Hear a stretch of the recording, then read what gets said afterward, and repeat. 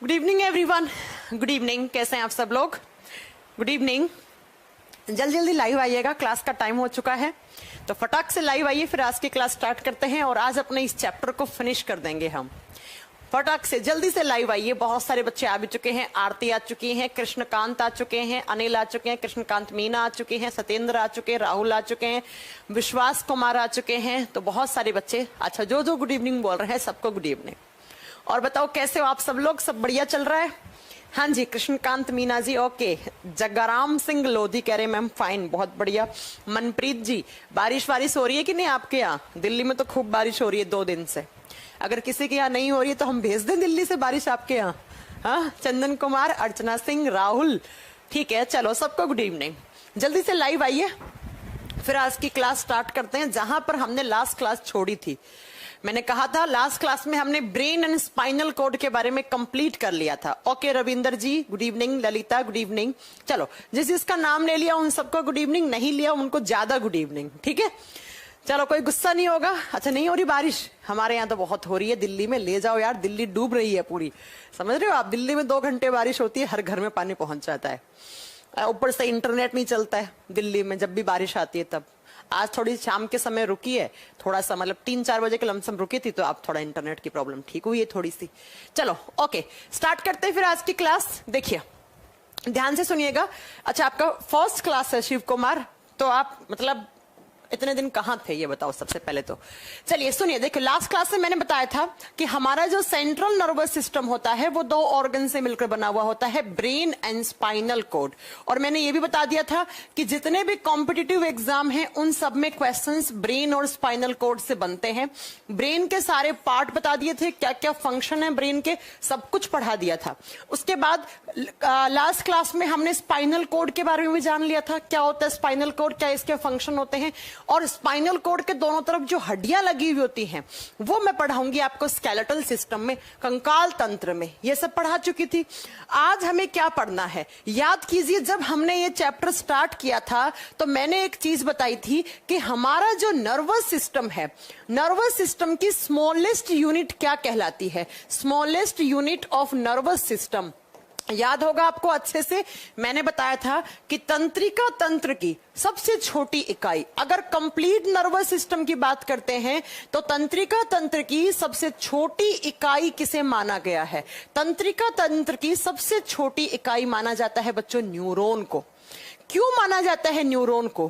क्योंकि हमारा जो ब्रेन और स्पाइनल कॉर्ड है उन दोनों के अंदर अगर मैं बात करूं, हमारा जो कंप्लीट नर्वस सिस्टम है, सिर्फ ब्रेन और स्पाइनल कोड की बात मत करो, जो कंप्लीट नर्वस सिस्टम है उसमें जो सबसे छोटी यूनिट है उसी का नाम न्यूरॉन है। न्यूरॉन क्या होता है? तो नर्वस सिस्टम की सेल बोलो इसे, कि नर्वस सिस्टम की सबसे छोटी सेल या सबसे छोटी स्ट्रक्चर क्या कहलाती है? न्यूरॉन कहलाती है। या एग्जाम में कभी कभी क्वेश्चन आता है बच्चों कि ब्रेन की स्मॉलेस्ट यूनिट क्या होती है। अगर आपसे पूछ ले, ये क्वेश्चन भी एग्जाम में पूछ ले कि ब्रेन की स्मॉलेस्ट यूनिट का नाम क्या है, ब्रेन की सबसे छोटी इकाई का नाम क्या है, ब्रेन की मस्तिष्क की सबसे छोटी इकाई क्या कहलाती है? मस्तिष्क की सबसे छोटी इकाई क्या कहलाती है? तो अगर इन दोनों में से किसी भी तरीके से क्वेश्चन आ सकता है, सबसे छोटी इकाई, या एग्जाम में और क्या क्वेश्चन आता है कि ब्रेन सेल्स का नाम क्या होता है? क्या आता है? ब्रेन सेल्स का नाम क्या है? मस्तिष्क की कोशिकाओं का नाम क्या है? ये सारे क्वेश्चन आते हैं, आंसर एक ही होगा, आंसर होगा न्यूरॉन, आंसर होगा न्यूरॉन, आंसर होगा न्यूरॉन, आंसर होगा न्यूरॉन। 4 तरीके से क्वेश्चन बनेगा, ध्यान से सुन लो। या तो पूछेगा स्मॉलेस्ट यूनिट ऑफ ब्रेन, क्योंकि भैया ब्रेन भी तो किसका हिस्सा है? नर्वस सिस्टम का हिस्सा है। या पूछेगा कि जो कंप्लीट नर्वस सिस्टम है उसमें जो सबसे छोटी स्ट्रक्चर है उसे क्या कहा जाता है? न्यूरॉन कहा जाता है। इसका मतलब मैम हमारे बॉडी में जो ब्रेन और स्पाइनल कॉर्ड है उसमें सबसे छोटी सेल क्या कहलाती है? आप बताओगे न्यूरॉन कहलाता है। जैसे मैं अभी अगला सेंटेंस क्या बोलने वाली हूं, मेरा हाथ इस डायरेक्शन में मूव कर रही हूं मैं, तो यहां से मेरे सारे इस हाथ की जो मसल्स हैं उनसे न्यूरॉन सिग्नल लेकर जा रहे हैं ब्रेन तक, फिर ब्रेन वापस रिस्पॉन्स कर रहा है कि इस डायरेक्शन में ऐसे मूव करना है इस हाथ को।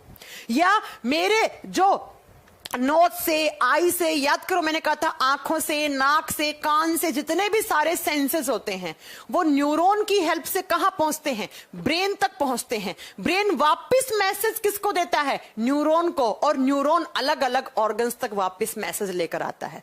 इसका मतलब आप ये कहना चाह रही हैं कि मैम अगर हम बोले कि न्यूरॉन का काम क्या है, सबसे पहला अगर आपसे कोई पूछ दे कि न्यूरॉन का फंक्शन क्या है, तो आप क्या बताओगे? यह है हमारे शरीर में विभिन्न प्रकार के मैसेज को ट्रांसफर करने का काम करता है। मान लो ये आपके बहुत सारे बॉडी ऑर्गन्स हैं, शरीर के विभिन्न अंग हैं, तो बॉडी ऑर्गन से क्या लेकर जाता है? मैसेज लेकर जाता है। मैसेज को हिंदी में लिखेंगे यहां पर उद्दीपन, मैसेज या स्टिम्युलेशन बोलते हैं इंग्लिश में।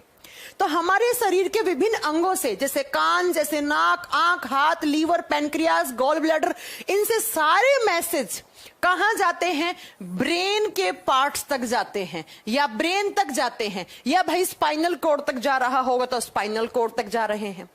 तो जो मैसेज ट्रांसफर करने वाली सेल्स होती हैं उन्हीं को ही आप क्या कहते हैं? न्यूरॉन्स कहते हैं। न्यूरॉन बहुत छोटी छोटी सेल्स होती हैं हमारे बॉडी में। अब वैसे तो सब सेल्स में सबसे लंबी होती है वो बात की बात है, लेकिन सेल है तो सेल तो छोटा होता है, ऐसे तो दिखेगा नहीं। आप बोलो मैम इस हाथ के इस हिस्से में न्यूरॉन कितने बताओ, भाई सब सेल्स होती हैं, और सेल्स नेक्ड आई से नहीं दिखती हैं, है ना। सेल्स नेक्ड आई से नहीं दिखती हैं, नग्न आंखों से नहीं दिखती हैं। अगर आपको न्यूरॉन देखना है तो आपके पास इलेक्ट्रॉन माइक्रोस्कोप होना चाहिए। तो जो भी आपके बॉडी ऑर्गन्स के बीच में से जितने भी सारे मैसेज ब्रेन तक जाते हैं, ब्रेन वापस किसके थ्रू बॉडी ऑर्गन्स तक मैसेज भेजता है? न्यूरॉन के थ्रू भेजता है। तो न्यूरॉन का फंक्शन क्या हो गया? शरीर के विभिन्न अंगों से मैसेज को ट्रांसफर करना। कहां? हमारे ब्रेन या ब्रेन के अलग अलग भागों तक। फिर ब्रेन वापस क्या करेगा? रिस्पॉन्स देगा कि भाई साहब ये रिस्पॉन्स है, ये सेंटेंस बोलना है, इस डायरेक्शन में मूवमेंट करवाना है, या जिस भी ऑर्गन का जो काम है उसको कमांड देगा, रिस्पॉन्स देगा, उसको आंसर करेगा। फिर वापस इस रिस्पॉन्स को कौन लेकर जाएगा? मतलब न्यूरॉन लेकर जाएगा। कहां पर? जिस बॉडी ऑर्गन से मैसेज आया था, जिस बॉडी ऑर्गन से मैसेज आया था। तो हमारे बॉडी में जो भी अलग अलग टाइप के मैसेज होते हैं, ब्रेन के पार्ट से लेकर हमारे बॉडी के अलग अलग पार्टों तक, तो उन सबको ट्रांसफर करने वाला जो सबसे छोटी इकाई माना गया है उसे ही आप न्यूरॉन कहते हो। अब अगर बात करो मैम हमारे बॉडी में टोटल कितने न्यूरॉन्स होते हैं, ऐसा कहा जाता है बेटा ह्यूमन बॉडी में 100 बिलियंस न्यूरॉन होते हैं, 100 बिलियन तक न्यूरॉन होते हैं। अब कैसे होते हैं न्यूरॉन? दिखने में कैसा होता है? तो जब आप माइक्रोस्कोप के नीचे देखोगे तो आपको ऐसा दिखेगा। कैसा दिखेगा? ऐसा दिखेगा। अरे भाई क्या हो गया? ऐसा दिखेगा आपको न्यूरॉन। अभी हम इस पर सब बात करने वाले हैं, ठीक है। तो अगर आपसे पूछ ले ह्यूमन बॉडी में कुल कितने न्यूरॉन की संख्या प्रेजेंट होती है, 100 बिलियंस न्यूरॉन होते हैं हमारे बॉडी में जो अलग अलग मैसेज ट्रांसफर करते हैं। अब कुछ पॉइंट्स लिखना न्यूरॉन के बारे में। 100 बिलियन न्यूरॉन्स हैं। इसके अलावा न्यूरॉन को कहा जाता है longest cell of human body. देखो न्यूरॉन एक सेल है, किसकी सेल है? ब्रेन की सेल है या नर्वस सिस्टम की सेल है? तो अगर आपसे पूछ ले कि मनुष्य के शरीर में जितने भी सारी सेल्स होती हैं, नाक की, कान की, लीवर की, पैनक्रियाज की, ब्लड की, उन सब में सबसे लंबी सेल कौन सी मानी गई है? मनुष्य के शरीर की सबसे लंबी कोशिका कौन सी है? तो मनुष्य के शरीर की सबसे लंबी कोशिका किसे माना गया है बच्चों? न्यूरॉन को माना गया है। इससे लंबी कोई सेल नहीं होती। तो सबसे लंबी कोशिका हमारे शरीर की कहां की होती है? ब्रेन की या नर्वस सिस्टम की? कौन सी? तो आप क्या बताओगे? न्यूरॉन। ये एग्जाम के क्वेश्चन है, ऐसा कैसा क्वेश्चन आएगा, ठीक है। नेक्स्ट आप बताओगे कि जो न्यूरॉन्स होते हैं उनमें मिनिमम रीजनरेशन पावर होती है। Minimum regeneration power. अब रीजनरेशन का मतलब क्या है? पुनः निर्माण की शक्ति। मतलब एक बार अगर कोई न्यूरॉन खराब हो गया, डैमेज हो गया, तो बच्चों ना के बराबर उसकी रिकवरी होती है। क्या होता है बच्चा? एक कह रहा 12 बिलियन न्यूरॉन होती हैं। बेटा 12 बिलियन तो सिर्फ आपके ब्रेन में ही हो जाती हैं। मैंने बॉडी लिखवाया बेटा पूरा, मंजे कुमार। बेटा 10 से 15 मिलियन तो सिर्फ आपका ब्रेन लेकर बैठा है अकेला, पता है आपको? ठीक है मंजी जी, चलिए सुनिए, मिनिमम रीजनरेशन पावर का मतलब क्या है? अगर कोई न्यूरॉन कट गया, फट गया, डैमेज हो गया, तो वो वापस से रिकवर नहीं हो पाता है, बहुत कम रिकवर हो पाता है, ना के बराबर हो पाता है। तो आपसे एग्जाम में क्वेश्चन क्या आएगा कि वो कौन सी सेल्स हैं जिनमें सबसे कम पुनः निर्माण की शक्ति होती है, सबसे कम पुनः निर्माण की शक्ति होती है। पुनः निर्माण का मतलब है ये वापस रीजनरेट नहीं हो सकते, सबसे कम रीजनरेट होते हैं बेटा। ये एग्जाम का क्वेश्चन है कि कौन सी सेल्स में सबसे कम रीजनरेट होने की पावर होती है, न्यूरॉन सेल्स में या कौन से ऑर्गन की सेल्स में? तो ब्रेन, तो ब्रेन, ये आप याद रखोगे। अब बात करते हैं न्यूरॉन। न्यूरॉन की जब आप शेप की बात करते हो, न्यूरॉन के आकार की बात करते हो, तो इसका आकार इर्रेगुलर होता है, कोई फिक्स नहीं है बच्चों। आप बोलो कि मैम कैसा आकार है, गोल है, लंबा है, कैसा है? ये इर्रेगुलर होते हैं, जैसे भी जगह मिलती है वहां पर वैसे अपने साइज को ये उसी तरीके से मेंटेन कर लेते हैं। इनका कोई फिक्स साइज नहीं होता है, ये अनिश्चित आकार की सेल्स हैं। किसकी? अनिश्चित। अनिश्चित का मतलब है कोई न्यूरॉन हल्का सा बड़ा हो सकता है, कोई हल्का सा छोटा हो सकता है, कोई चौड़ा ज्यादा हो सकता है, कैसे भी शेप में हो सकते हैं। वो इर्रेगुलर होगा, कोई फिक्स नहीं है कि भैया यही एक शेप है जो कि न्यूरॉन की होगी, तो ये गलत बात है।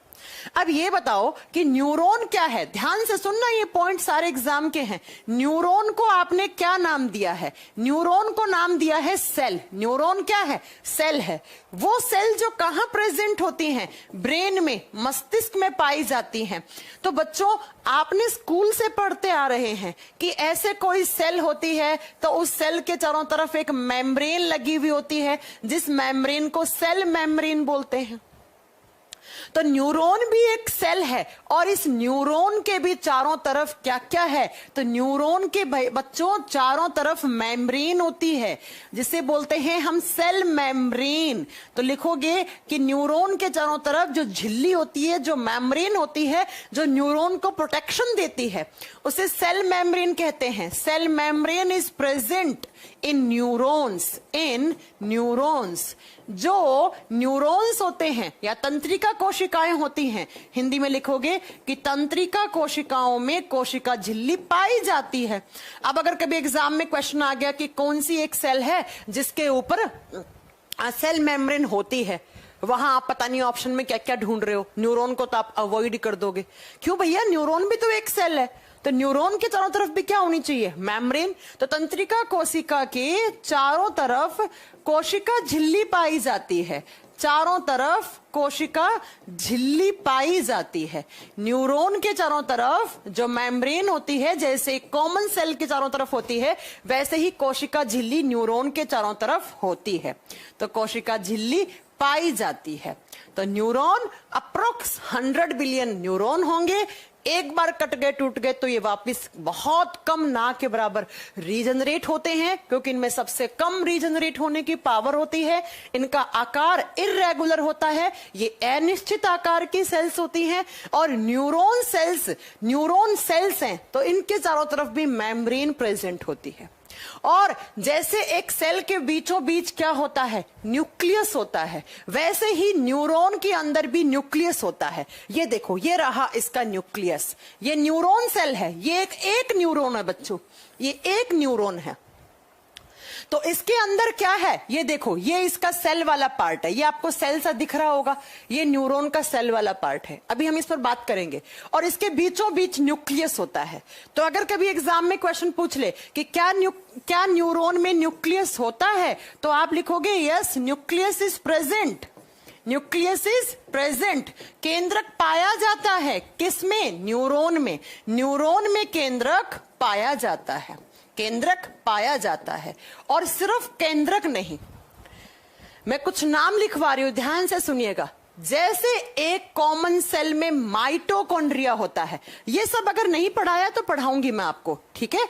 माइटोकॉन्ड्रिया, वैसे न्यूरॉन में भी माइटोकॉन्ड्रिया होता है। जैसे एक सेल के अंदर गोल्गी बॉडीज होते हैं, हिंदी में बोलेंगे गोल्जी काय, ये सब कहां होते हैं? हमारी सेल्स के अंदर होते हैं। इन्हें बोलते हैं सेल ऑर्गेनली, कोशिकांग बोलते हैं। मैं आगे पढ़ाऊंगी आपको। जैसे एक सेल के अंदर राइबोसोम होते हैं, राइबोसोम, वैसे न्यूरॉन के पास भी राइबोसोम है बच्चों। एक सेल के अंदर होती है endoplasmic reticulum, endoplasmic reticulum, Hindi में कहा जाता है अंतःप्रदव्य जालिका। ये सब क्या है बच्चों? ये सब किसी भी सेल के अंदर प्रेजेंट होते हैं। तो इसी तरीके से न्यूरॉन में भी ये सब प्रेजेंट होते हैं। इनको कहा जाता है सेल ऑर्गेनली, सेल के ऑर्गेनली, कोशिकांग कहा जाता है। कोशिका के अंग कोशिकांग कहलाते हैं। तो एग्जाम में कैसे क्वेश्चन आएगा कि क्या न्यूरॉन के अंदर माइटोकॉन्ड्रिया होता है? आप बताओगे yes, neuron is a cell. जैसे एक सेल के अंदर होता है वैसे ही न्यूरॉन को लिखा ना सेल है, वो बात अलग है। Neuron is A brain cells, ये मस्तिष्क की कोशिकाएं होती हैं, वो बात अलग है। तो न्यूरॉन के चारों तरफ भी सेल मेम्ब्रेन होती है। न्यूरॉन में न्यूक्लियस होता है, न्यूरॉन में खुद का माइटोकॉन्ड्रिया होते हैं, न्यूरॉन में गोल्जी काय होते हैं, न्यूरॉन में राइबोसोम होते हैं, न्यूरॉन में एंडोप्लाज्मिक रेटिकुलम होते हैं। तो अगर कभी एग्जाम में ऐसे क्वेश्चन आ गए कि क्या न्यूरॉन के पास माइटोकॉन्ड्रिया है? यस। जैसे आप एक क्वेश्चन बहुत पढ़ते हो कि आरबीसी के पास न्यूक्लियस नहीं होता। आरबीसी भी तो एक सेल है, रेड ब्लड सेल, लाल रुधिर कोशिका, इसके पास न्यूक्लियस नहीं है। लेकिन पूछ लिया न्यूरॉन के पास न्यूक्लियस है, आप बोलोगे यस, यस होता है। तो ये सब सेल ऑर्गेनलीज होते हैं, हर एक सेल के अंदर होते हैं हमारे बॉडी की। बस थोड़ा सा आरबीसी अलग है, जो पढ़ाएंगे तब बताएंगे। आरबीसी में ना न्यूक्लियस होता है ना माइटोकॉन्ड्रिया होता है, तो वो बात की बात है। तो जैसे हर किसी सेल के अंदर ये सेल ऑर्गेनलीज होते हैं, वैसे हमारे न्यूरॉन्स के पास भी है। तो क्या नया है? कुछ नया नहीं है। तो ये न्यूरॉन्स के बारे में कुछ फैक्ट्स पॉइंट थे कि न्यूरॉन हमारे बॉडी में मैसेज ट्रांसफर करने का काम करता है। न्यूरॉन के चारों तरफ मेम्ब्रेन लगी हुई होती है, इसमें ये सारे सेल ऑर्गेनलीज होते हैं। न्यूरॉन के बीचों बीच न्यूक्लियस होता है। 100 बिलियन न्यूरॉन्स होते हैं। न्यूरॉन सबसे लंबी सेल्स मानी गई है और नर्वस सिस्टम की सबसे छोटी इकाई मानी गई है। और न्यूरॉन का काम क्या होता है? तो मैसेज ट्रांसफर करना।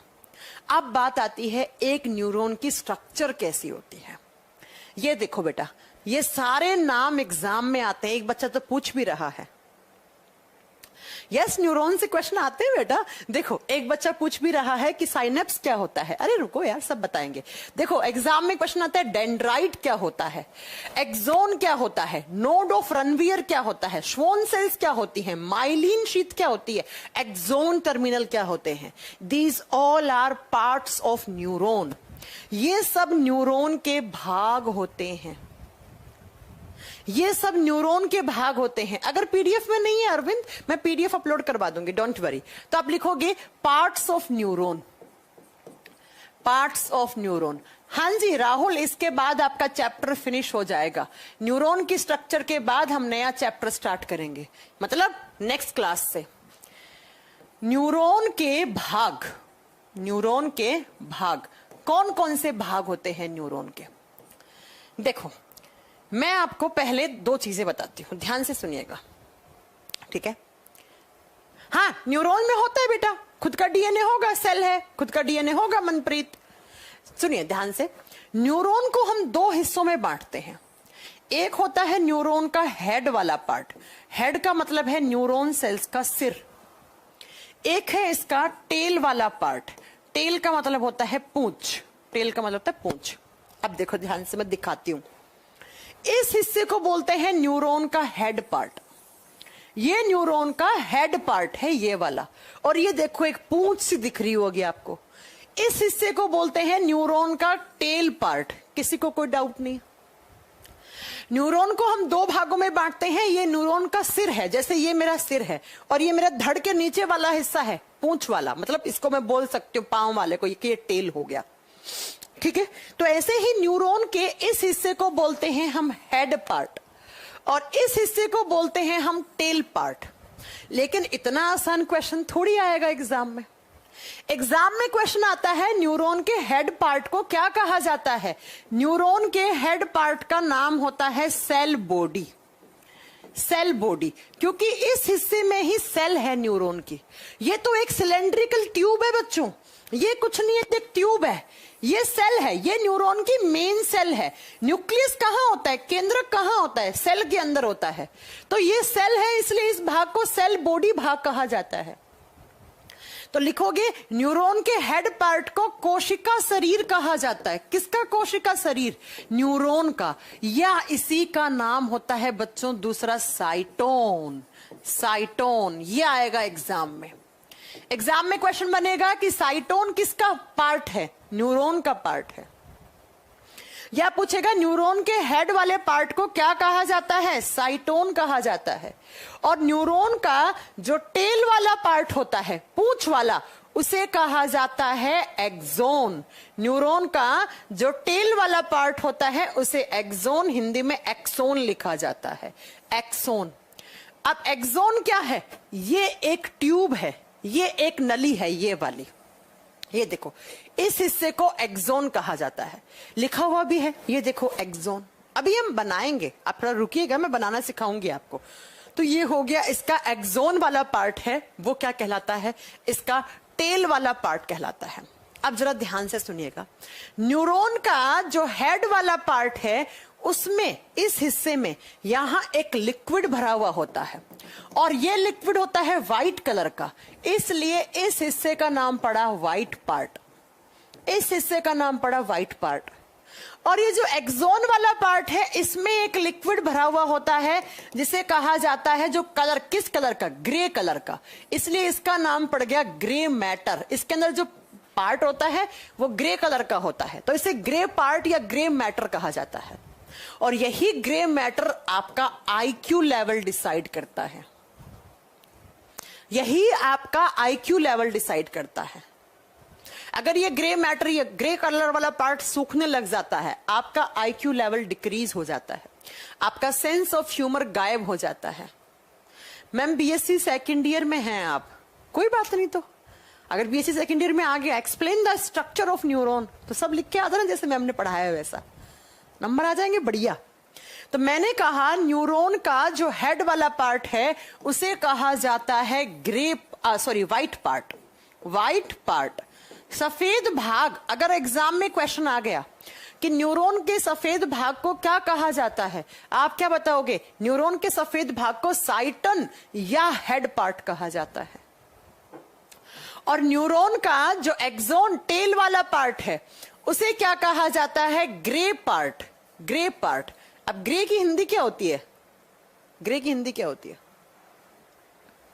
ठीक है, अब ग्रे की हिंदी जो भी होती है लिख देना, ठीक है। ये ग्रे वाला पार्ट है।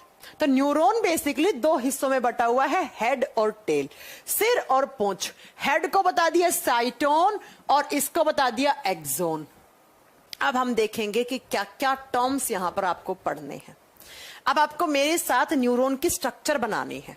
मैं रफली आपको ड्रॉ करना सिखाती हूं, ताकि जब मैं अपने हाथ से बनाऊंगी तो आप भी बनाओगे और आपको सारे टर्म्स, सारे नाम याद हो जाएंगे न्यूरॉन के। तो जरा बनाइएगा। ये कोई भी न्यूरॉन की सेल बॉडी वाला हिस्सा है, और जब आप किसी न्यूरॉन की सेल बॉडी वाला हिस्सा बनाते हैं तो कुछ ऐसा सा रहता है सेल बॉडी वाला हिस्सा।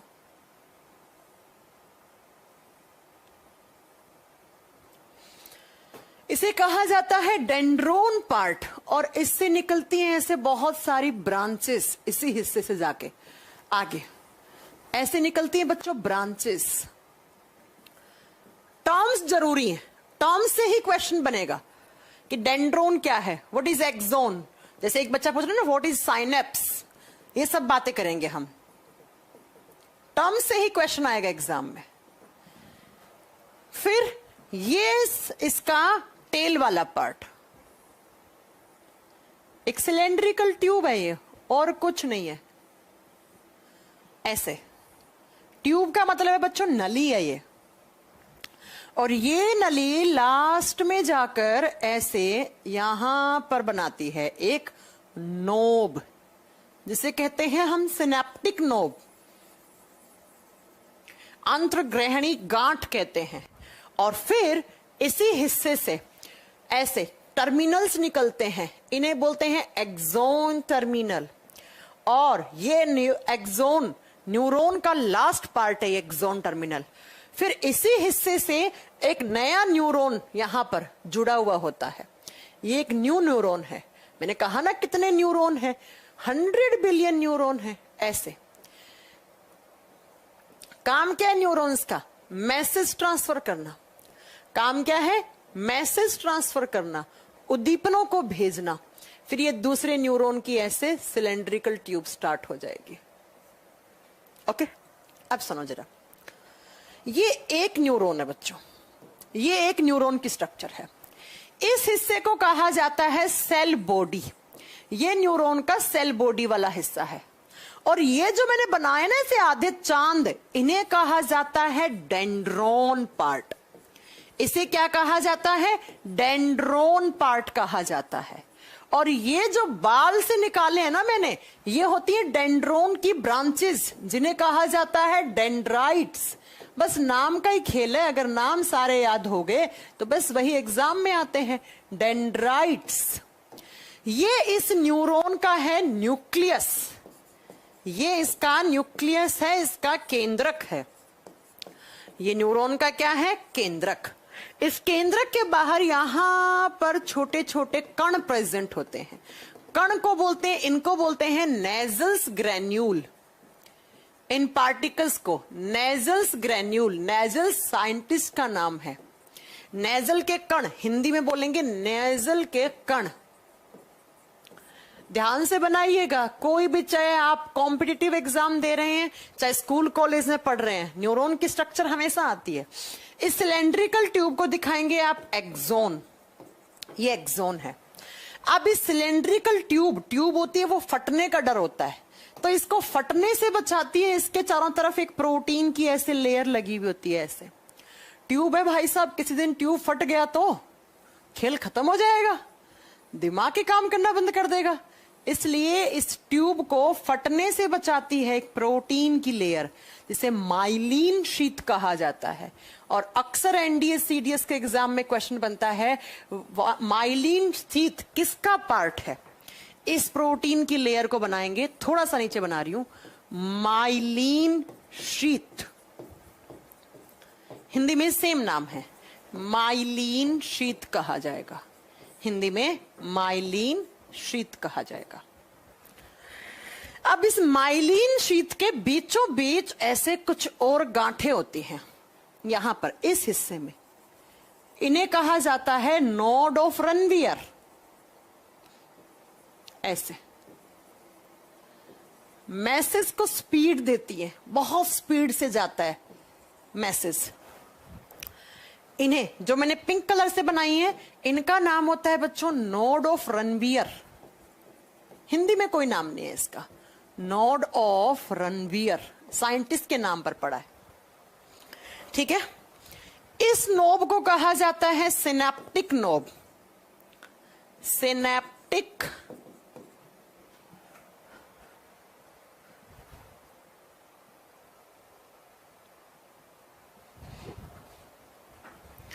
कृष्णकांत पूछ रहे हैं कि मैम क्या आप बीएससी की क्लास करवाते हो? बेटा बीएससी की कोई अलग से क्लास नहीं करवाते, आप इसी को खुद से बना के नोट्स बना सकते हो। इसे कहा जाता है सिनेप्टिक नोब। ठीक है, हिंदी में कहा जाता है इसे अंतर्ग्रहणी गांठ। अंतर्ग्रहणी गांठ, गांठ जैसी स्ट्रक्चर है। ये लास्ट वाला हिस्सा कहलाता है axon terminal. Axon terminal, axon terminal. और ये न्यूरॉन का पार्ट खत्म हो गया है, ये एक न्यूरॉन था, यहां से दूसरा न्यूरॉन स्टार्ट हो गया। तो पहले न्यूरॉन और दूसरे न्यूरॉन के बीच के गैप को कहा जाता है, कृष्णकांत मीना आपने पूछा था ना, साइनेप्स। हिंदी में कहा जाता है सिनेप्स। सिनेप्स, ये अगर आपने नाम याद कर लिए तो कभी भी आप न्यूरॉन की स्ट्रक्चर भूलोगे नहीं। अगर आपने इस तरीके से नाम याद कर लिए ना, तो आप कभी भी न्यूरॉन की स्ट्रक्चर भूलोगे नहीं। समझ गए मेरी बात? ठीक है, समझ गए आप मेरी पूरी बात? अगर नोट्स में कुछ ऐड नहीं है कुछ एक दो लाइन एक्स्ट्रा है तो आप खुद से ऐड कर लीजिए ना, क्या प्रॉब्लम है आपको? खुद से नोट्स बना लो, थोड़ी सी मेहनत कर लो, क्या दिक्कत हो जाएगी आपको? ठीक है, समझ में आ गई मेरी बात? नेजल्स ग्रेन्यूल, डेंड्राइट, एक बार फिर से सुन लो कि ये न्यूरॉन का, फिर मत कहना कि समझ में नहीं आया है, ये वाले इस पार्ट को फिर एक एक करके पढ़ेंगे। ये इस भाग को कहा जाता है न्यूरॉन का सेल बॉडी, क्योंकि इसके अंदर न्यूक्लियस है, यहीं पर माइटोकॉन्ड्रिया होता है, राइबोसोम होता है, जो जो इसके अंदर सेल ऑर्गेनेज होते हैं वो सब होते हैं यहां पर। और ये जो मैंने बनाए आधे चांद की जैसी स्ट्रक्चर, इन्हें डेंड्रोन कहा जाता है। ये सेल बॉडी के अंदर होता है। देखो ये सेल बॉडी वाला पार्ट है तो यहां पर डेंड्रोन होता है। डेंड्रोन से निकलती है ऐसे ब्रांचेस, जैसे एक तार है, तार को छीलते अंदर क्या होते हैं, बहुत सारे तार निकले हुए होते हैं, तो वो ऐसे बहुत सारी ब्रांचेस निकलती है डेंड्रोन से, उन्हें कहा जाता है डेंड्राइट्स। जो ब्रांचेस निकलती है उनका नाम होता है डेंड्राइट्स। फिर जो सिलेंड्रिकल ट्यूब है इसे कहते हैं एक्सोन। एक्सोन जो मैसेज को आगे भेजती है। इस सिलेंड्रिकल ट्यूब के चारों तरफ प्रोटेक्शन देने के लिए एक प्रोटीन की लेयर लगी हुई होती है, उसे माइलिन शीथ कहा जाता है। और इस माइलिन शीथ के बीच में ऐसे नोड सी बनी हुई होती है, गांठें बनी हुई होती हैं, जिन्हें नोड ऑफ रनवियर कहा जाता है। एक्सोन का लास्ट भाग एक्सोन टर्मिनल कहलाता है। टर्मिनल समझते हैं ना, टर्मिनल 1, टर्मिनल 2, टर्मिनल 3, वैसे ही एक्सोन का last terminal axon terminal, last भाग एक्सोन टर्मिनल कहलाता है। और एक्सोन टर्मिनल से जस्ट पहले गांठ होती है जिसे सिनेप्टिक नोब कहा जाता है, जिसे अंतर्ग्रहणी गांठ कहा जाता है। और जहां एक न्यूरॉन खत्म होता है दूसरा न्यूरॉन स्टार्ट हो जाता है, उसके बीच के गैप को सिनेप्स या साइनेप्स गैप कहा जाता है। उसे साइनेप्स या सिनेप्स कहा जाता है। गुड्डू कुमार यादव कल की क्लास देख लीजिए, मालूम चल जाएगा। अब आपको ये सारे पार्ट्स पढ़ने हैं। सबसे पहले ये बताओ न्यूरॉन का काम क्या है, फिर बहुत आसानी हो जाएगी समझने में। मैं एक कहानी की तरह सुनाऊंगी, वो समझ लेना आप। न्यूरॉन का काम होता है मैम मैसेज ट्रांसफर करना। क्या ट्रांसफर करना? मैसेज ट्रांसफर करना। अब मैसेज का मतलब ये तो है नहीं कि तुमने किसी को हेलो बोला तो उधर से भी हेलो आएगा। किसी से तुम पूछ रहे हो हाउ आर यू तो वो बोल रहा है आई एम फाइन। ऐसे मैसेज नहीं, जो हमारे बॉडी के अलग अलग हिस्से से मैसेज आते हैं। लाइक नाक से कौन सा आएगा? सूंघने वाला मैसेज, स्मेल वाला, तो वो ब्रेन के पास लेकर जाएगा कि भाई साहब कुछ सूंघा है। कौन लेकर जाएगा? न्यूरॉन।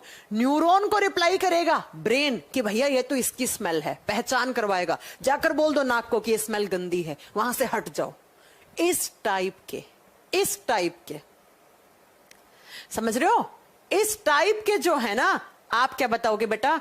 इस टाइप के जो मैसेज ट्रांसफर करने का काम करता है वो न्यूरॉन करते हैं।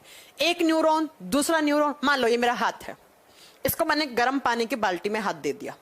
गर्म पानी की बाल्टी में हाथ दिया, गर्म लगा पानी। उस गर्म कैसे लगा? क्योंकि यहां से बहुत सारे न्यूरॉन ऐसे जा रहे हैं मेरे ब्रेन तक, और ब्रेन बता रहा है उस न्यूरॉन को कि भाई साहब जाके बोल दो गर्म है ये पानी, और फिर दर्द की पहचान करवाएगा।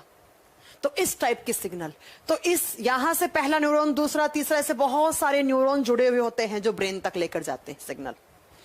तो इसीलिए हमने नर्वस सिस्टम की सबसे छोटी सेल माना उसे। तो नर्वस सिस्टम की सबसे छोटी कोशिका को न्यूरॉन कहा जाता है, और न्यूरॉन का काम होता है मैसेज ट्रांसफर करना हमारे बॉडी में। तो उसी न्यूरॉन को हम देख रहे हैं कैसे मैसेज ट्रांसफर करता है न्यूरॉन। तो न्यूरॉन के कुछ हिस्से होते हैं, जस्ट लाइक अनदर सेल्स, बहुत सारी सेल्स होती है, वैसे हमारा न्यूरॉन भी एक सेल है। इसके इस हिस्से को, सेल वाले हिस्से को साइटोन कहा जाता है। तो लिखना स्टार्ट कर दीजिए साथ साथ में, इस स्ट्रक्चर को यहां लिख दो। न्यूरॉन के पार्ट्स, सबसे पहला पार्ट लिखो, न्यूरॉन का होता है सेल बॉडी वाला पार्ट। सेल बॉडी या साइटन एक ही पार्ट है। एग्जाम में क्वेश्चन आएगा कि किसी भी न्यूरॉन के सेल बॉडी वाले हिस्से को क्या कहा जाता है? साइटोन कहा जाता है। और इसी साइटोन के अंदर क्या क्या होता है? न्यूक्लियस होता है। यहीं पर क्या होती है? सेल मेम्ब्रेन होती है। इस हिस्से के चारों तरफ जो मेम्ब्रेन लगी हुई होगी उसे सेल मेम्ब्रेन या कोशिका झिल्ली बोलेंगे। और इसी हिस्से में और क्या होते हैं बच्चों, आप बताओगे? सेल ऑर्गेनेलीज होते हैं, कोशिकांग होते हैं, जैसे माइटोकॉन्ड्रिया, राइबोसोम और जैसे एंडोप्लाज्मिक रेटिकुलम एक्सेट्रा एक्सेट्रा, जो भी एक सेल के अंदर होते हैं। तो एग्जाम में अगर कभी क्वेश्चन आ गए कि न्यूरॉन, मैं क्वेश्चन जो बोलती हूं वैसे ही आते हैं एग्जाम में, ठीक है? क्या एग्जाम में क्या क्वेश्चन आएगा? न्यूरॉन के किस हिस्से में न्यूक्लियस होता है, न्यूरॉन के किस हिस्से में सेल ऑर्गेनेलीज होते हैं, न्यूरॉन के किस हिस्से में सेल मेम्ब्रेन होती है? सबका आंसर क्या होगा? सेल बॉडी या साइटन। क्लियर है? किसी को कोई दिक्कत नहीं है? ओके मैम, अब बताओ न्यूरॉन के इसी हिस्से में ये जो चांद जैसी स्ट्रक्चर बनाई है ना, ऐसे मैंने, ऐसे बहुत सारी, ऐसे वाली, ये वाली, इन्हें कहा जाता है डेंड्रोन। तो अगर कभी एग्जाम में क्वेश्चन आ गया कि डेंड्रोन न्यूरॉन के किस हिस्से में है, तो क्या बताओगे? डेंड्रोन सेल बॉडी वाले हिस्से में है। डेंड्रोन कहां है? सेल बॉडी वाले हिस्से में है। और बच्चों, ये डेंड्रोन का फंक्शन क्या होता है, इसका काम क्या है? ये क्या करता है? सबसे पहले किसी भी इंफॉर्मेशन को लेता है। मान लो इस हिस्से पर मैंने गर्म पानी की बाल्टी में हाथ दिया, तो इसमें सिग्नल कौन लेकर जाएगा? न्यूरॉन लेकर जाएगा। तो न्यूरॉन का सबसे आगे वाला हिस्सा, जिसके पास सबसे पहले इंफॉर्मेशन आई कि कहीं किसी चीज में मैंने हाथ दिया है, वो पानी है, तो वो सारा वो हिस्सा न्यूरॉन का जो सबसे पहले इंफॉर्मेशन को अपने पास कैच करता है, इसके पास सबसे पहले इंफॉर्मेशन आती है, जो सूचनाओं को सबसे पहले कलेक्ट करता है, ग्रहण करता है इंफॉर्मेशन को, उस हिस्से को डेंड्रोन कहा जाता है। तो लिखेंगे इट कलेक्ट्स इंफॉर्मेशन फर्स्टली। कहने का मतलब क्या हो गया? यह सबसे पहले सूचनाओं को ग्रहण करता है। न्यूरॉन का वो हिस्सा जो सबसे पहले रिसीव करता है इंफॉर्मेशन को, इंफॉर्मेशन बोले तो सूचना। अब वो सूचना कैसी भी हो सकती है, अब वो डिपेंड करता है किस ऑर्गन से आई है। अगर गर्म पानी की बाल्टी में हाथ दिया तो हाथ से आई, कोई चीज की स्मेल की तो नाक से आई, कोई चीज देखी तो आंख से आई, ऐसे। तो एग्जाम में क्या क्वेश्चन आएगा कि न्यूरॉन के इस हिस्से का नाम बताओ जो सबसे पहले इंफॉर्मेशन को कैच करता है, सबसे पहले इंफॉर्मेशन को रिसीव करता है। आप बताओगे डेंड्रोन। अब आप पूछ सकते हो कि मैम डेंड्रोन के पास ही क्यों आती है सबसे पहले इंफॉर्मेशन? क्योंकि बच्चों, डेंड्रोन से निकलती हैं ऐसे बहुत सारी ब्रांचेस, ऐसी शाखाएं।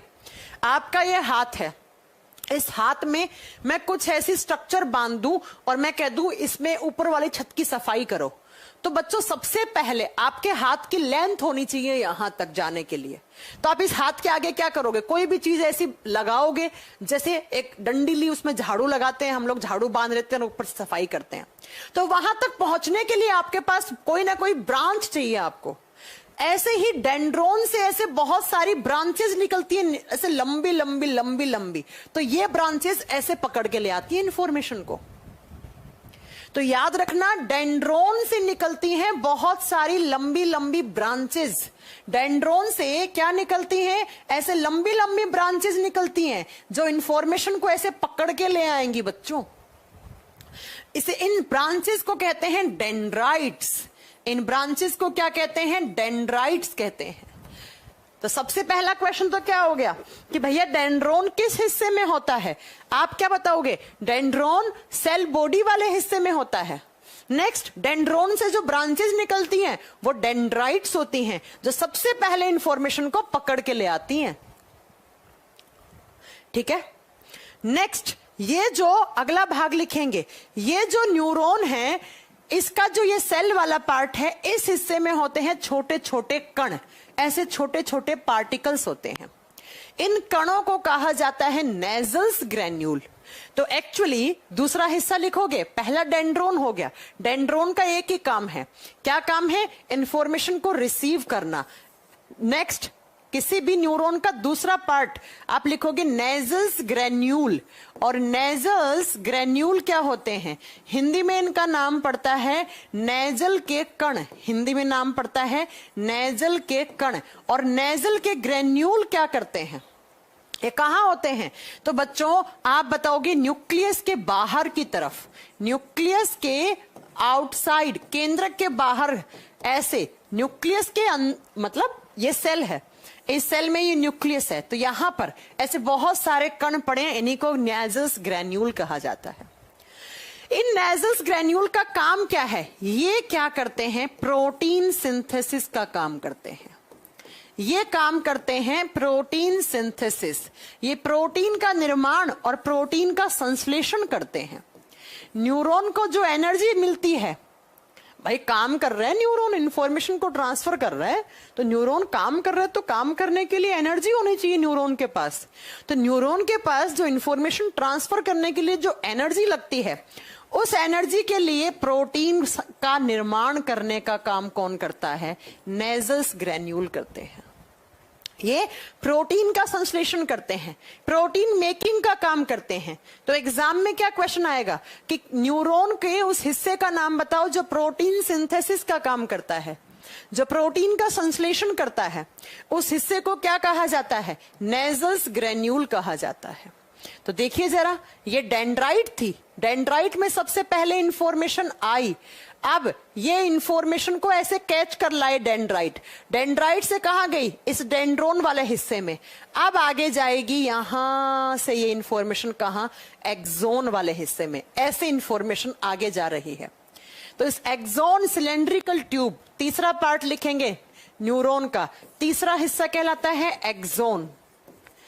एक्सोन, एक्सोन क्या होता है बच्चों? कुछ नहीं, एक सिलेंड्रिकल ट्यूब है।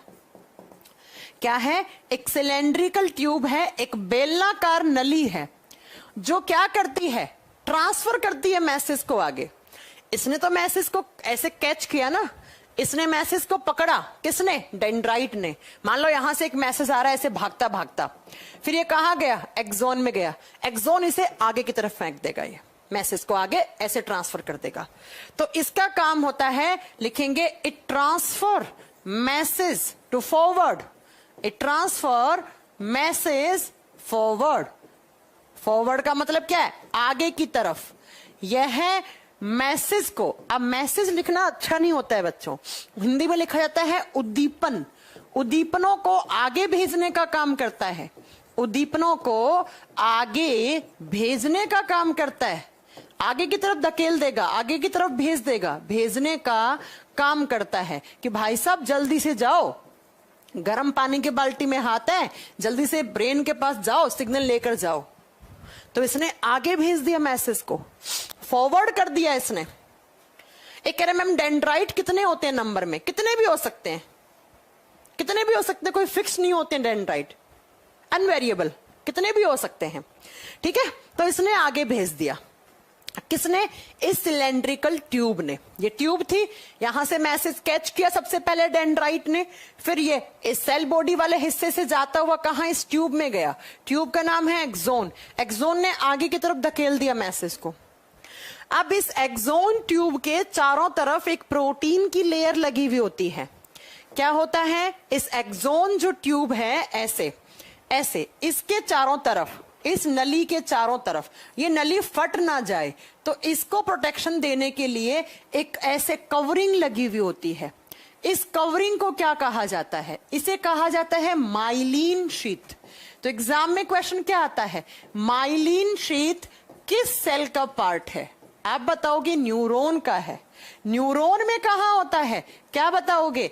कि जो नली है एक्सोन, एक्सोन के चारों तरफ एक लेयर लगी हुई होती है, एक परत लगी हुई होती है, और ये परत क्या करती है? एक्सोन को प्रोटेक्शन देती है। It provide protection to axon part, ताकि कभी भी ये नली फट वट ना जाए। इसके चारों तरफ इसे पकड़ के रखती है, एकदम इसे पकड़ के रखती है, एकदम एक्सोन को प्रोटेक्शन देती है। समझ गए आप? अब ये माइलिन शीथ किसकी बनी हुई होती है? It is the most important question, star बनाइएगा। इस प्रोटीन की लेयर में होती हैं कुछ सेल्स। इन सेल्स का नाम पड़ता है स्वॉन सेल्स। इन्हें कहा जाता है स्वॉन सेल्स, या इन्हीं का दूसरा नाम होता है ग्लियल सेल्स। या इन्हीं का दूसरा नाम होता है ग्लियल सेल्स। तो एग्जाम में क्वेश्चन क्या आएगा कि स्वोन सेल्स कहां पर पढ़ी थी हमने, स्वोन कोशिकाएं कहां होती हैं। तो जो एक्सोन होता है, उस एक्सोन के चारों तरफ जो लेयर, जो परत लगी हुई होती है, उसमें माइलिन शीट कहते हैं उस परत को। और उस परत में जो सेल्स होती हैं उन्हें स्वोन सेल्स या ग्लियल सेल्स कहा जाता है। और बच्चों, इन्हीं ग्लियल सेल में जब अनकंट्रोल्ड सेल डिवीजन हो जाता है, क्या हो जाता है? अनकंट्रोल्ड सेल डिवीजन हो जाता है, अनियंत्रित कोशिका विभाजन हो जाता है। जब इस सेल में अनियंत्रित कोशिका विभाजन हो गया, कंट्रोल में ही नहीं रहा, अनियंत्रित कोशिका विभाजन हो गया, बहुत फास्ट सेल डिवीजन हो रहा है, बहुत सारी सेल्स बन रही हैं और वो सेल्स आपस में जुड़कर बना लेती हैं ट्यूमर। और फिर डॉक्टर बोलता है आपके ब्रेन में क्या बन गया? ट्यूमर बन गया। अगर ब्रेन के अंदर जो न्यूरॉन है, उन न्यूरॉन की जो माइलिन शीथ में जो ग्लियल सेल्स हैं या जो स्वोन सेल्स हैं, उनके अंदर अनकंट्रोल्ड सेल डिवीजन हो जाए। सेल डिवीजन क्या होता है? एक सेल से 2 सेल बनती हैं, फिर इन 2 से 4, 4 से 8, 8 से 10, 10 से 20, 40, ऐसे बहुत सारी हजारों लाखों करोड़ों सेल्स बन गई। और यही हजारों लाखों करोड़ों सेल्स क्या करती हैं? आपस में जुड़ जाती हैं, मरने लग जाती हैं, मर के ट्यूमर बना देती हैं। तो फिर डॉक्टर बोलता है कि आपके ब्रेन में ट्यूमर हो गया। अब ब्रेन में ट्यूमर न्यूरॉन की वजह से नहीं हुआ, किसकी वजह से हुआ है? ग्लियल सेल्स की वजह से हुआ है, स्वोन सेल्स की वजह से हुआ है। ये स्टेट पीसीएस के एग्जाम का क्वेश्चन है, अच्छे से नोट कर लेना कि जो न्यूरॉन होते हैं उसके किस हिस्से में अनकंट्रोल्ड सेल डिवीजन होने से ब्रेन ट्यूमर बन जाता है। तो किस हिस्से में आप बताओगे? माइलिन शीथ के अंदर जो स्वोन सेल्स या ग्लियल सेल्स हैं, उनके अंदर जब अनकंट्रोल्ड सेल डिवीजन हो जाता है तो उसे कहा जाता है ब्रेन ट्यूमर। तो यहां से मैसेज आया, सुनना वापस स्टोरी की तरह सारी चीजें सुनो। यहां से मैसेज आया, एक्सोन सिलेंड्रिकल ट्यूब के अंदर से जा रहा है मैसेज। अब इस मैसेज को स्पीड देने का काम करता है नोड ऑफ रनवियर। ठीक है, क्या करते हैं? ऐसे नोड्स बनी हुई होती हैं इस सिलेंड्रिकल ट्यूब में, कुछ नोड्स होती हैं ऐसे, और ये नोड क्या कहलाती हैं? Node of Ranvier. ये साइंटिस्ट का नाम है जिन्होंने इसकी खोज की थी, नोड ऑफ रनवायर। हिंदी में रनवायर की गांठ लिखा हुआ होता है। बेटा, न्यूरॉन में सेल डिवीजन नहीं होता है मनप्रीत। मैंने भी नहीं कहा कि न्यूरॉन में सेल डिवीजन होता है, मैंने कहा ना neuron are having minimum regeneration power, तो सेल डिवीजन होता ही नहीं है न्यूरॉन में। मैंने ये कहा कि किस में होती है? न्यूरॉन की ग्लियल सेल में सेल डिवीजन होता है। तो ब्रेन में जो ट्यूमर बनता है वो न्यूरॉन की वजह से नहीं, ग्लियल सेल की वजह से बनता है बेटा। ठीक है, चलो। नोड ऑफ रनवियर क्या करते हैं? जो भी यहां से मैसेज आ रहा है ऐसे, उस मैसेज को स्पीड देने का काम करते हैं, उसके अंदर स्पीड डाल देता है कि भाई बहुत फास्ट से जाओ, जल्दी से जाओ, गर्म पानी की बाल्टी में हाथ है, या करंट लग गया है आपको, या आपने गर्म तवे पे हाथ रख दिया है। तो अगर आपसे पूछ ले कि न्यूरॉन के किस हिस्से, कौन सा हिस्सा है जो उद्दीपनों को स्पीड देता है, स्पीड देने का काम क्या करता है, कौन करता है? नोड ऑफ रनवायर करता है। तो इसका फंक्शन समझ में आ गया, डेंड्राइट, सेल बॉडी समझ में आ गया, न्यूक्लियस समझ में आ गया, axon, myelin sheath, Schwann cells समझ में आ गया, नोड ऑफ रनवायर समझ में आ गया। अब इस एक्सोन का लास्ट हिस्सा जो है, इसे बोलते हैं एक्सोन टर्मिनल। एक्सोन टर्मिनल आप खुद से लिख सकते हो, कोई बड़ी बात नहीं है कि एक्सोन टर्मिनल क्या होता है। न्यूरॉन का लास्ट हिस्सा है एक्सोन टर्मिनल, इसे कहते हैं न्यूरॉन का लास्ट पार्ट, लास्ट हिस्सा, लास्ट पार्ट ऑफ न्यूरॉन। किसी भी न्यूरॉन का सबसे आखिरी भाग एक्सोन टर्मिनल कहलाता है। अब क्या होता है, इस टर्मिनल में एक नोब बनी हुई होती है ऐसे। मान लो ये एक्सोन का लास्ट वाला हिस्सा है, तो यहां पर एक नोब बनी हुई होती है। इस नोब का साइनोप्टिक नोब बोलते हैं इसे, साइनोप्टिक नोब। हिंदी में कहा जाता है अंतर्ग्रहणी गांठ, अंतर्ग्रहणी गांठ। और इस गांठ के अंदर क्या होता है? इस गांठ के अंदर बच्चा एक भरा हुआ होता है, आप बताओगे, एक फ्लूइड भरा हुआ होता है। इस गांठ के अंदर गुब्बारा नहीं, इस गुब्बारे में पानी, इसके अंदर जो फ्लूइड भरा हुआ होता है, तरल पदार्थ भरा हुआ होता है, उसे न्यूरोट्रांसमीटर कहा जाता है। उसे न्यूरोट्रांसमीटर कहा जाता है।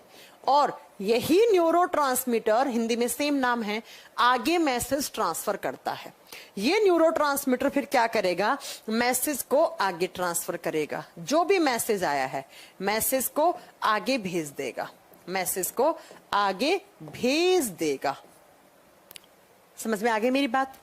तो यहां से देखो, यहां से मैसेज आया, यहां गया, यहां गया, यहां गया, और ये नोब वाला हिस्सा है। यहां मैसेज आया, यहां से एक्सोन के अलग अलग टर्मिनल पे जा रहा है, और इस एक्सोन के टर्मिनल के बाद यहां से एक नया न्यूरॉन स्टार्ट हो रहा है। ऐसे एक नया न्यूरॉन यहां से स्टार्ट हो रहा है, क्योंकि भाई न्यूरॉन्स तो बहुत सारे होते हैं ना। तो ये पहला न्यूरॉन था, फिर यहां से दूसरा। तो जहां पर एक न्यूरॉन खत्म हो रहा है, दूसरा न्यूरॉन स्टार्ट हो रहा है। जहां पर एक न्यूरॉन का लास्ट पार्ट है और दूसरे न्यूरॉन स्टार्ट हो रहा है, तो इनके बीच का जो गैप होता है उसे कहा जाता है साइनेप्स गैप। लिख लेना अपने कॉपी में, उसे कहा जाता है साइनेप्स गैप। हिंदी में कहा जाता है सिनेप्स क्षेत्र। एग्जाम में क्वेश्चन आता है ये कि जहां पर एक न्यूरॉन खत्म होता है और दूसरा न्यूरॉन स्टार्ट होता है, उस हिस्से को क्या कहा जाता है? आप बताओगे, उसे साइनेप्स गैप कहा जाता है। फिर इससे ये मैसेज कहां ट्रांसफर होगा? दूसरे न्यूरॉन में, फिर तीसरे में, फिर चौथे में, फिर पांचवें में। ऐसे करते करते करते सारा मैसेज आगे से आगे जाता रहता है। तो देखिए, ये होता है एक न्यूरॉन का स्ट्रक्चर। सबसे पहले डेंड्राइट ने इंफॉर्मेशन को रिसीव किया, डेंड्राइट से यहां गया, यहां से एक्सोन, एक्सोन से सिनेप्टिक नोब, और यहां से एक्सोन टर्मिनल से होते हुए दूसरे न्यूरॉन के पास, दूसरे से तीसरे, तीसरे से चौथे, चौथे से पांचवें, ऐसे सारे के सारे आपके न्यूरॉन से मैसेज जा रहे हैं। हाँ जी बोलो ललिता, क्या कह रही हो? तो ये एक न्यूरॉन का स्ट्रक्चर है। अब आप बोलोगे मैं एग्जाम में क्वेश्चन क्या आते हैं? सेल बॉडी क्या होता है, साइटोन क्या होता है, न्यूरॉन का हेड पार्ट क्या कहलाता है, टेल पार्ट क्या कहलाता है, सिलेंड्रिकल ट्यूब क्या कहलाती है, साइनेप्टिक नोब क्या होता है, स्वॉन सेल्स कहां होती हैं, ग्लियल सेल्स किसे बोलते हैं, माइलिन शीथ क्या होता है। उसके बाद आप बताओगे न्यूरॉन के अंदर न्यूक्लियस होता है, न्यूक्लियस के बाहर की तरफ ग्रेन्यूल्स होते हैं, जिन्हें नेजल्स ग्रेन्यूल बोलते हैं। साइनेप्स क्या होता है, एक्सोन टर्मिनल क्या होता है, सिनेप्टिक नोब क्या होता है। एग्जाम के क्वेश्चन मेरे नहीं है। तो इस तरीके से न्यूरॉन आगे से आगे मैसेज को ट्रांसफर करने का काम करता है। जब आप न्यूरॉन के टाइप्स की बात करते हो, तो एक्चुअली हमारे बॉडी में 3 टाइप के न्यूरॉन्स होते हैं। टाइप्स ऑफ न्यूरॉन, न्यूरॉन के 3 प्रकार होते हैं। कौन कौन से, जरा लिखिएगा।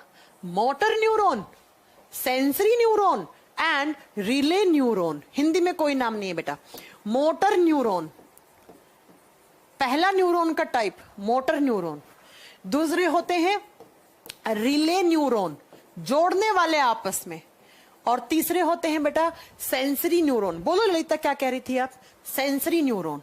3 टाइप के न्यूरॉन्स होते हैं। कौन कौन से? मोटर न्यूरॉन, हिंदी नहीं है बेटा, इनकी इंग्लिश ही याद करनी पड़ेगी आपको प्रियंका, इंग्लिश ही याद करनी पड़ेगी बेटा।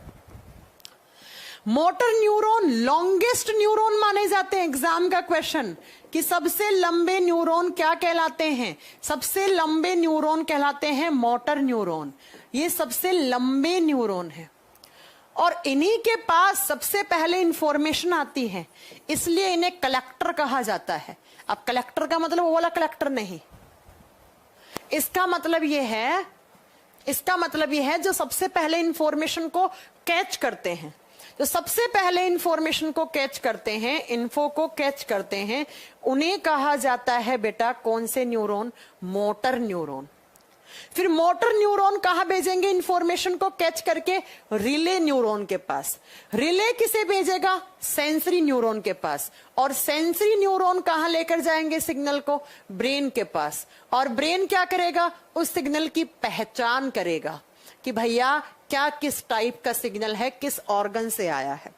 फिर वापस ब्रेन रिस्पॉन्स कर देगा सेंसरी न्यूरॉन को कि जाओ मैसेज कर दो वापस, ये स्मेल कैसी है। सेंसरी न्यूरॉन रिले को देगा, रिले मोटर न्यूरॉन को देगा, मोटर न्यूरॉन ने जहां से इंफॉर्मेशन कलेक्ट की थी वहीं पर वापस उसी चीज की पहचान करवाएगा, वही उस चीज की पहचान करवाएगा। तो इस तरीके से हमारे बॉडी में बेटा 3 टाइप के न्यूरॉन प्रेजेंट होते हैं। जो सबसे लंबे हैं, जो सबसे पहले इंफॉर्मेशन को अपने पास कलेक्ट करते हैं, वो मोटर न्यूरॉन है। मतलब इस हिस्से में मैंने हाथ दिया गर्म पानी की बाल्टी में, तो यहां पर जो सबसे आखिरी हिस्सा है मेरा इस स्किन का, यहां पर मोटर न्यूरॉन्स होते हैं। मोटर न्यूरॉन्स ने कलेक्ट की इंफॉर्मेशन को, आगे भेजा रिले को, रिले जोड़ता है इन दोनों को, रिले लाया लाया लाया लाया ऐसे सेंसरी ऑर्गन के, सेंसरी न्यूरॉन के पास लेकर गया, और सेंसरी न्यूरॉन ने मैसेज भेज दिया ब्रेन के पास। ब्रेन ने पहचान करवाई कि ये गर्म पानी है, दर्द हो रहा है। अब गर्म पानी का एहसास कौन करवाएगा? मैंने बताया था, सर्दी लगना गर्मी लगना थैलेमस। दर्द भी कौन करवाएगा? एक्सटर्नल पेन है ना, तो थैलेमस। फिर वहां से ये बोलेगा वापस कि भैया गर्म पानी है, ऐसे मैसेज जाएगा, मोटर न्यूरॉन इस हिस्से में जाएगा। तो कुछ न्यूरॉन मैंने बताया था, याद करो, कुछ नर्व निकलती है स्पाइनल कोड से, 31 जोड़ी। तो स्पाइनल कोड के पास ले गए, स्पाइनल कोड ने रिफ्लेक्स एक्शंस करवाए, हटाओ पानी से हाथ बाहर। और उस गर्म पानी का एहसास और दर्द का एहसास किसने करवाया? ब्रेन ने। तो इस तरीके से हमारे बॉडी में बच्चों 100 बिलियन न्यूरॉन्स होते हैं। सोचिए, जो अलग अलग मैसेज सिग्नल्स ट्रांसफर करते हैं। कुछ नाक से जा रहे हैं, कुछ आंख से जा रहे हैं, कुछ जीभ से जा रहे हैं, कुछ कान से जा रहे हैं, कुछ लीवर से, कुछ हार्ट से, कुछ पैनक्रियास से, ऐसे जा रहे हैं बेटा। सुरेश बेटा, आप क्लास की टाइमिंग नहीं देखते हैं क्या? क्लास तो खत्म होने वाली है, समझ रहे हो आप? तो इस तरीके से आपका न्यूरॉन का एक स्ट्रक्चर होता है।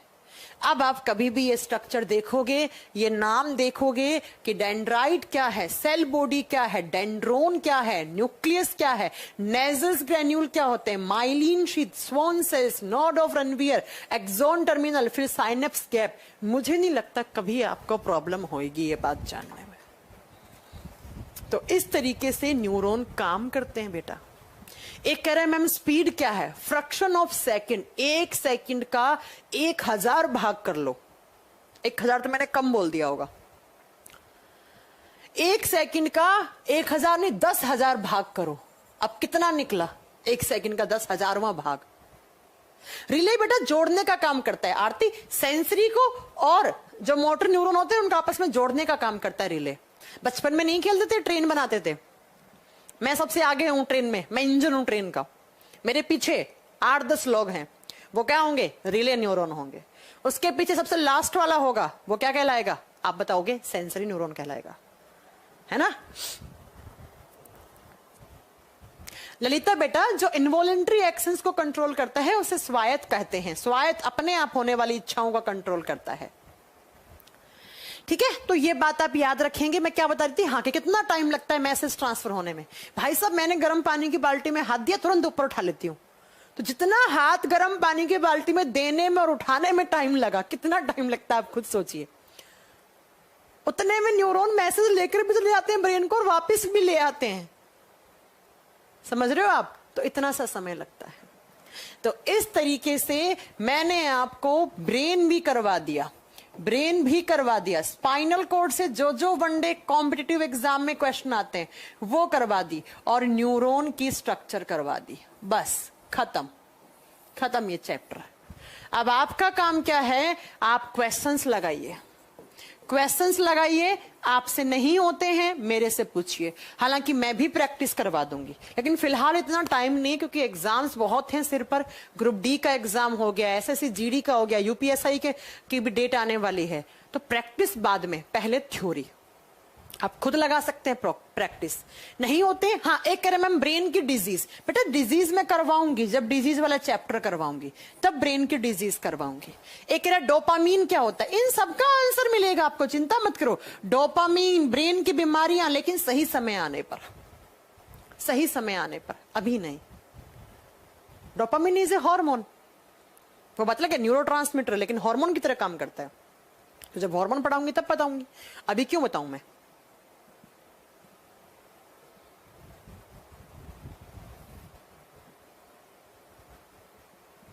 ठीक है कृष्णकांत बेटा, कोई भी मेम्ब्रेन के थ्रू नहीं, ब्रेन लेकर आता है न्यूट्रिशन।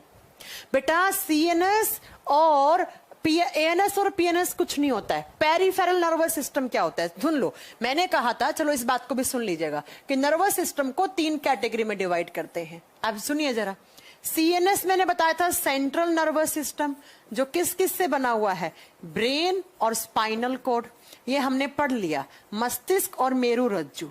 अब आता है पीएनएस, पीएनएस का मतलब होता है पेरिफेरल, ये सेंटर में काम करता है। ये पेरिफेरल, पेरिफेरल का मतलब होता है परिधियों पर, ऐसे ये बीच में काम कर रहा है। सेंटर में कौन हो गया, ब्रेन, ये हो गया स्पाइनल कॉर्ड पीछे की तरफ। ये जो पेरिफेरल है वो ऐसे बॉडी के पेरिफेरल किनारों पे काम करता है। अब किनारों पे कौन काम करेंगी, तो नर्व काम करेंगी। एक्चुअली पेरिफेरल सिस्टम कुछ नहीं है, नर्व्स का बना हुआ होता है। अब नर्व्स 2 टाइप की थी, मैं पढ़ा चुकी हूं। कौन कौन सी, कुछ नर्व्स जो ब्रेन से आ रही हैं वो क्या थी, क्रेनियल नर्व थी, और जो स्पाइनल कॉर्ड से आ रही थी वो स्पाइनल नर्व थी, वो स्पाइनल नर्व थी, वो क्या थी, स्पाइनल नर्व थी। और क्रेनियल नर्व की संख्या कितनी बताई थी मैंने, 12 जोड़ी, और ये कितनी थी, ये थी बेटा 31 जोड़ी। और टोटल कितनी होगी, तो 31 और 12 43 पेयर्स। इन 43 पेयर्स की जो आप बारे में आप पढ़ते हो, इस जाल के बारे में पढ़ते हो, इन नर्व के, तो आप पीएनएस पढ़ते हो। और अब आता है एएनएस, ऑटोनोमस नर्वस सिस्टम, स्वायत्त तंत्रिका तंत्र, जो किसको कंट्रोल कर रहा है, जो इनवॉलेंट्री रिएक्शंस को, इनवॉलेंट्री का मतलब होता है अनैच्छिक, जो हमारी इच्छा से नहीं काम करती हैं, इनवॉलेंट्री रिएक्शंस को कंट्रोल करता है, अनैच्छिक। और इसी का हिस्सा ही मेडुला ऑब्लंगाटा भी माना जाता है। मेडुला ऑब्लंगाटा कॉमन है बेटा, किस किस का, ऑटोनॉमस नर्वस सिस्टम का और सीएनएस के, ब्रेन के। ब्रेन का एक हिस्सा होता है मेडुला ऑब्लंगाटा, जो इनवॉलेंट्री अनैच्छिक क्रियाओं को कंट्रोल करता है। ठीक है, तो इसे ये कॉमन है, ये सीएनएस में भी आता है और एएनएस में भी आता है, ऑटोनॉमस नर्वस सिस्टम में भी आता है। जैसे ये बीपी हाई, बीपी लो, मैंने लिख रखा है, नोट्स में देख लेना, एक बीपी हाई करने का काम करेगा, एक बीपी लो करने का काम करेगा। ठीक है, वो आप देख लीजिएगा। ठीक है, यहां पर आपका नर्वस सिस्टम कंप्लीट होता है बेटा। इसके क्वेश्चंस आप लगा लीजिए आगे चलकर। देखो एक बच्चा कह रहा है पेरिफेरल कैसे होता है, ये देखो, ये आपका शरीर है, ये ब्रेन और स्पाइनल कॉर्ड है, तो ये कौन सा सिस्टम बना, ये बना सीएनएस। फिर ये देखो नर्व्स हैं बहुत सारी, ये नर्व का जंजाला है, पेरिफेरल किनारों पे काम कर रहा है, उसे पीएनएस बोलते हैं। और जो इनवॉलेंट्री रिएक्शंस को कंट्रोल करता है उसे ऑटोनॉमस, एएनएस, ऑटोनॉमस, और हिंदी में कहा जाता है स्वायत्त तंत्रिका तंत्र, स्वायत्त तंत्रिका तंत्र, जो इनवॉलेंट्री रिएक्शंस को कंट्रोल करता है। और इसी में हिस्सा आता है एक मेडुला ऑब्लंगाटा भी कॉमन पार्ट होता है।